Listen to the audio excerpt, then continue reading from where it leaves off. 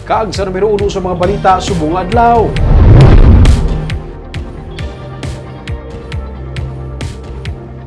Incident Management Team ang nag-convene na kag operational na sumugod subong adlaw. Sila magapamuno sa surveillance kag ang pagpatigayon sa action plan kontra sa swine diseases. Sunod sa kay Provincial Administrator Efrando Diaz, ang IMT ang ginatapuan sa nagkalilain ng mga departamento na nagalakip sang tiglawas sa mga LGU, Agriculture, Coast Guard, Army kag PNP ang pagpamunuan sang Provincial Veterinary Office. Si Dr. Placida Lemana ang magaserbi nga Incident Commander.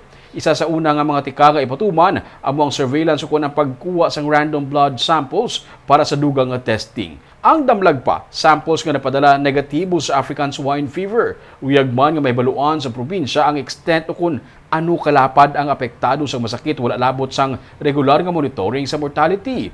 May free testing nga ipatuman sa mga farms kag ginalantaw ang pagpahamtang sang insurance system nga iplastar para sa yadtong mga hilway na ukon hilway pa sa masakit. Ang IMT, amo naman ang mga in charge sa pagpatod ng strategic na pagpahamtang sa mga checkpoints. Sunod sa kay Diaz, mas tutukan ang mga lugar nga may report na sang infection.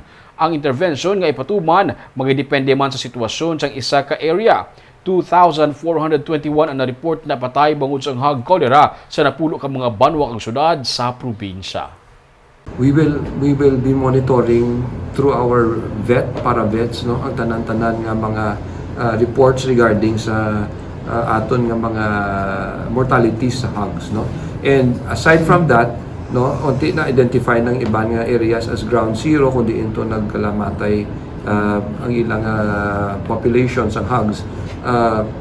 Outside of that, maubra na kita sang surveillance and screening, no, so that we will know the full extent of the infection and that we will get the real-time data kung ano gid kalain ining aton nga situation and whether it is cholera or whether it is ASF already.